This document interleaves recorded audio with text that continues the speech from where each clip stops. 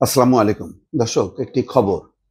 ময়মনসিংহে রওশন এরশাদের পৈতৃক বাড়িতে হামলা ভাঙচুর। এই খবরটা নিয়ে কিছু কথা বলতে চাই। তার আগে ভয়েস বাংলার খবর এবং বিশ্লেষণগুলো কেমন লাগছে আপনাদের কাছে ছোট করে মতামত জানতে চাই। আজকের যেই খবরটি বা যে ঘটনাটি ঘটেছে সেটা হলো বৃহস্পতিবার দুপুরে হামলা করা হয় নির্মাণাধীন স্থাপনা এবং পুরনো বাড়ির ভেতরের আসবাবপত্র এতে ভেঙে ফেলা হয়। ময়মনসিংহ নগরের টাউন হল এলাকায় জাতীয় পার্টির প্রয়াত চেয়ারম্যান হুসেইন মোহাম্মদ এরশাদের স্ত্রী এবং সাবেক বিরোধী দলীয় নেত্রী রওশন এরশাদের পৈতৃক বাড়িতে হামলা এবং ভাঙচুরের ঘটনা ঘটেছে। গত 5ই আগস্ট আওয়ামী লীগ সরকারের পতনের পর রওশন এরশাদের পৈতৃক বাড়িটিকে দালাল মহল আখ্যায়িত করেন বৈষম্য বিরোধীরা।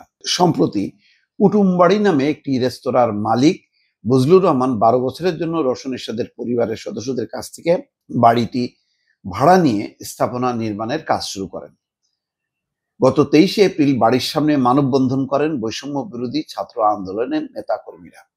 তারা বাড়িতে বাণিজ্যিক ভবন না করে জুলাই স্মৃতি জাদুঘর নির্মাণের দাবি জানান। এ নিয়ে জেলা প্রশাসকের কাছে একটি স্মারকলিপিও দেওয়া হয়, কিন্তু তাদের দাবি উপেক্ষা করে রেস্তোরাঁর জন্য স্থাপনা নির্মাণ অব্যাহত থাকায় আজ বেলা 1:45টার দিকে বৈষম্য বিরোধীরা সেখানে হামলা চালান। দর্শক, এই প্রসঙ্গে একটা কথা বলতে চাই। আচ্ছা, রওশন এরশাদ মানে এই মুহূর্তে রাজনীতির বাস্তবতায় এটা কোনো ফ্যাক্টর? একেবারেই একটা মানে তুচ্ছ, একেবারে তুচ্ছ একটা ঘটনা, যার কোনোই মূল্য নেই, কোনো প্রাসঙ্গিকতা নেই। রওশন এরশাদ তো দূরের কথা, JM কাদেরের নেতৃত্বাধীন জাতীয় পার্টিরও আসলে কোনো গুরুত্ব আছে কিনা রাজনীতিতে, এটা সবাই জানে। এবং এই রওশন এরশাদদের বা JM কাদেরদেরকে কৃত্রিমভাবে একটা বিরোধী দল করে রেখে গত 15 বছর আওয়ামী লীগ দুঃশাসন করেছে, এই ব্যাপারেও তো কোনো সন্দেহ নেই। ঘটনা হচ্ছে, আজকে প্রায় 9 মাস হয়ে গেল গণঅভ্যুত্থানের 9 মাসের পর সরকার কি এখন এইগুলি নিয়েই ব্যস্ত থাকবে? এই সরকারকে যারা ক্ষমতায় এনেছে অথবা শেখ হাসিনার পতন ঘটিয়েছে, তারা এক বাড়িতে কতবার ভাঙচুর করবে এবং এর ফলাফলটা কি? সেই বাড়িটা যদি সামনে বা সেই বাড়ি ভাড়া নিয়ে যদি নতুন রেস্তোরাঁ হয় তো ভালো, ওই স্মৃতি মুছে গেল, ওটা একটা বাণিজ্যিক কাজে ব্যবহার হলো। ওখানে কি স্মৃতি জাদুঘর করা হবে? মানে এর প্রয়োজনটা কি? এখন আস্তে আস্তে কিন্তু সত্যি কথা বলতে কি, মানুষ এই ভাঙচুর গুলো ভালোভাবে দেখছে না। মানুষের স্বপ্ন ভঙ্গ হচ্ছে। মানুষ আশা করেছিল যে 5ই আগস্টের যে নতুন পরিবর্তন, তারপরের যে ঘটনাবলী, সেটাকেও মানুষ অস্বাভাবিক মনে করেনি, তার একটা পাল্টা প্রতিক্রিয়া এমনই হবে। কিন্তু এটা যদি মানে স্থায়ী রূপ নেয়, এটা যদি চলতেই থাকে, তাহলে নৈরাজ্য বাড়বে। মানে এখন মানুষের প্রত্যাশা নতুন কিছু, যে আমরা সামনের দিকে কিভাবে যাব, কি কি দিক নির্দেশনা দিচ্ছে সরকার।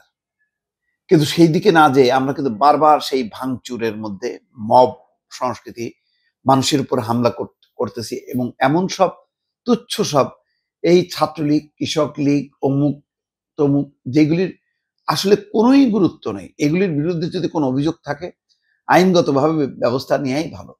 কিন্তু যেভাবে মব তৈরি করা হচ্ছে, মব তৈরি করে হামলা করা হচ্ছে, তাতে সারা বিশ্বের কাছে প্রমাণ হচ্ছে বাংলাদেশে আইনের শাসন নেই। বাংলাদেশে কোনো যে আইন শৃঙ্খলা বাহিনী, তার আইন এবং বিচার, এগুলো যে একটা এখন দৃশ্যমান বা বিদ্যমান, সেটা আর প্রকাশ হচ্ছে না। বরং মনে হচ্ছে যেন এটা একটা চূড়ান্ত একটা নৈরাজ্যের মধ্যে ঢুকে গেছে। দেখেন কি শিক্ষা প্রতিষ্ঠান, কি মানুষের জীবন, রাস্তাঘাট, চুরি ডাকাতি, রাহাজানি, সবাই শুধু শুধু কি পতিত সরকারের লোকজন? সাধারণ মানুষ কি খুব স্বস্তিতে আছে, মানে নিরাপত্তার মধ্যে আছে? তা কিন্তু না। প্রায় প্রায় দেখা যাচ্ছে অমুক ব্যবসায়ী হামলার শিকার হচ্ছে, অমুক সাধারণ মানুষ হামলার শিকার হচ্ছে। এবং এটা হচ্ছে কেন?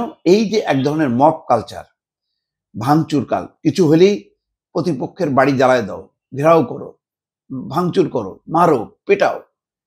এই জায়গা থেকে যদি বের হয়ে আসতে আমরা না পারি, তাহলে সম্ভবত একটা বড় ধরনের নৈরাজ্যের দিকে যাবে মানুষ। আর এই সরকারের কাছে প্রত্যাশা বলে কিছু থাকবে না। দর্শক, ভালো থাকবেন। আল্লাহ হাফেজ।